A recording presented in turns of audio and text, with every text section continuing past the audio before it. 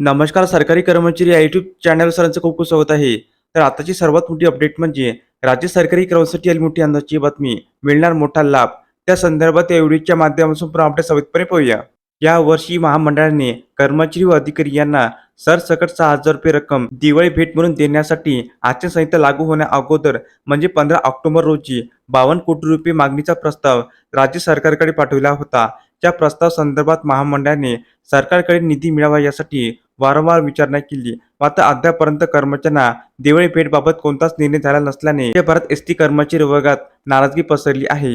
या पार्श्वभूमीवर एसटी महामंडळाकडून निवडणूक आयोगाकडे कर्मचारी आचारसंहितेमुळे अडकलेली दिवाळी भेट मार्गी लावण्यासाठी प्रस्ताव पाठविण्यात येणार आहे.